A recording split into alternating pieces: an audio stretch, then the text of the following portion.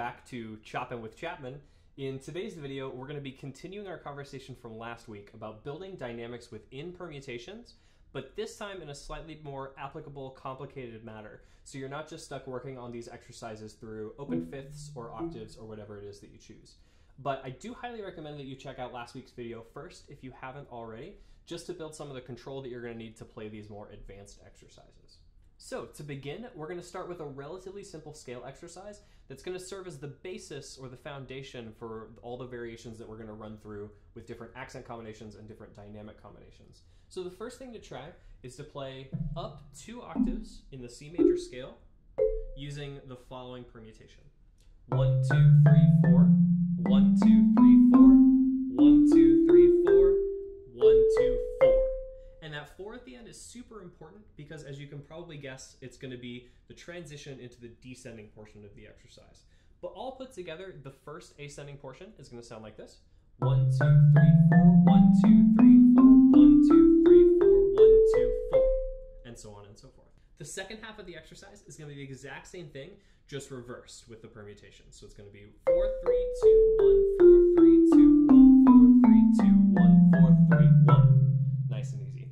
So putting both of those halves together, you get this. 1, 2, 3, 4, 1, 2, 3, 4, 2, 3, 4, 1, 2, 4, 3, 2, 1, 4, 3, 2, 1, 4, 3, 2, 1, 4, 3, 1. And just like with all of our exercises, we want to run this through as many keys as possible. So I highly recommend that you start just by playing this pattern around all 12 major scales.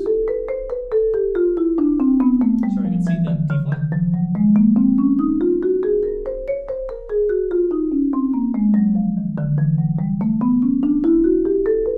And so on and so forth, through all 12 keys. Notice that this permutation isn't actually very idiomatic to certain keys, like D flat or D or E flat. Actually, most of them, now that I think about it. But that's kind of by design, in that it allows you to build certain motions across these different planes that you normally wouldn't otherwise. So once you've gotten comfortable moving this permutation up and down the keyboard around all 12 keys, the next thing to try is to start adding some very basic accent combinations to it. So for example, to start, we'll just add an accent on every single downbeat, like so. 1, 2, 3, 4, 1, 2, 3, 1. Nice and easy. Then you can try it with the E's, 1 E and a 2 E and a 3 E and a 4 E and a 1 E and a 2 E and a 3 E and a 1. And then the ands, 1 E and a 2 E and a 3 E and a 4 E and a 1 E and a 2 E and a 3 E and a 1. Then the U's, 1 E and a 2 E and a 3 E and a 4 E and a 1 E and a 2 E and a 3 E and a 1. And so on and so forth. You can even take it through the same accent combinations that we talked about last week, like 16-note accent grid, right? The 4s of that exercise would sound like this. 1, 2, 3, 4, E, E, E, E, and, 1. So the real trick with that is not only do you have to think about which mallet gets the accent at different points, but also where in the scale are you at any given time, which presents this independence challenge between your vertical dynamic motion and your horizontal note motion. So once you've gotten really comfortable just throwing in those relatively basic accent combinations into this permutation, the next thing to try is starting to mix and match different accents, so you get really kind of any accent pattern that you want. So for example, just as a fun one, we can play this through a 3-2 son clave. We're going to repeat the accent pattern 4 times so that we land on a downbeat, but that would sound a little bit like this.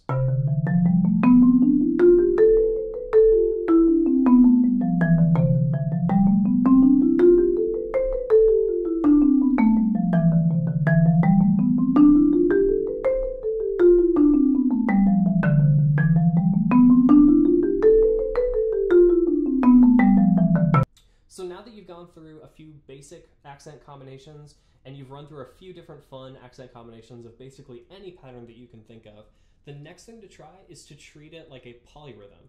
So for example, if I were to take this entire permutation, repeat it 3 times through, and accent every 3rd partial, it's going to line me on a downbeat again, like so.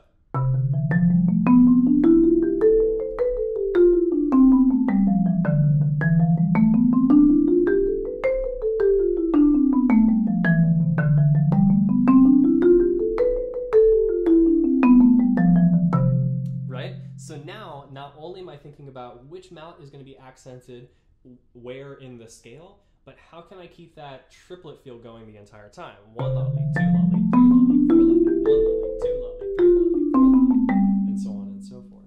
You can do the exact same thing with 5s instead of 3s if you want, like so.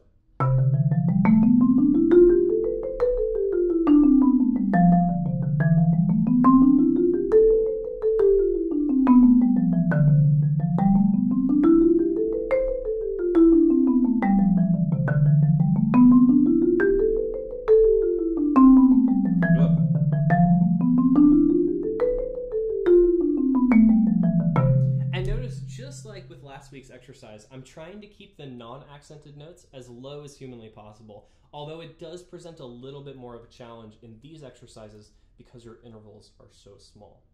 But basically what all these exercises boil down to is just building as much dynamic control within your permutations as possible, and especially through these small interval double laterals. If you're like me and you have trouble playing consistently in your small interval double lateral scales, then this is a great way to help you kind of flatten out the notes and give you as much dynamic consistency as possible. Cool, so that's the exercise. I hope you enjoy and I hope you find it helpful. I know I have. If you have any questions or suggestions, or you would like to see the sheet music written out, please feel free to reach out and I'd be happy to respond. So thanks again for tuning in to Choppin with Chapman, and we'll see you back here again next week with another video.